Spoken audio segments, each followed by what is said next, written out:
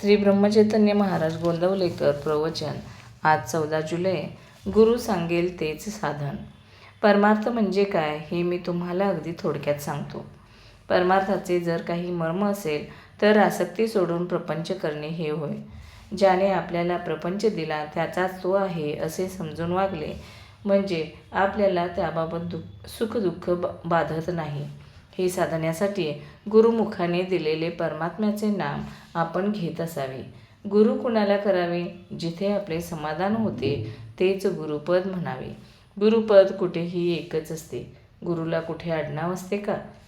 गोंदवलेकर गोंदवल्यास राहत असतील, दुसरा कुणी आणखी कोणत्या गावी राहत असेल, म्हणून लौकिक आडनाव जरी निराळे झाले तरी गुरुपद हे सर्व काळी अबाधित असेच असते. तुमचे जिथे समाधान झाले त्याला गुरु समजा आणि तो जे साधन सांगेल त्यातच त्याला पहा. त्याच्या देहाकडे पाहू नका. तो लुळाबांगळा आहे की काय हे पाहू नका. तो देहाने कसाही असला तरी त्याने सांगितलेल्या साधनात राहा. त्याची लाज जिथून गुरुपद निर्माण झाले त्याला असते. गुरुआज्ञा हाच परमार्थ. तो सांगेल तेच साधन. तुम्ही आपल्या मनाने काही ठरवून करू लागलात तर त्यात तुम्हाला यश येणार नाही.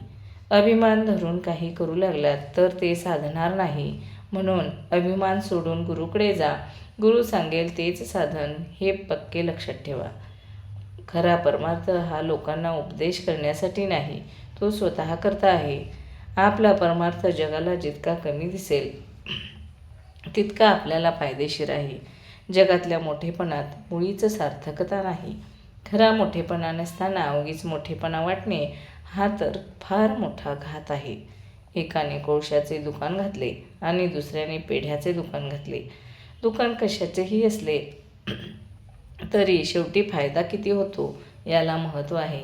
तसे प्रपंचात कमी जास्त काय आहे याला परमार्थात महत्त्व नसून मनुष्याची वृत्ती भगवंताकडे किती लागली याला महत्त्व आहे. परमार्थाला कोणत्याही परिस्थिती चालते. आपली वृत्ती मात्र स्थिर असली पाहिजे. एकीकडून मनाचे संयमन आणि दुसरीकडून भक्तीचा जोर असला म्हणजे परमार्थ लवकर साधतो.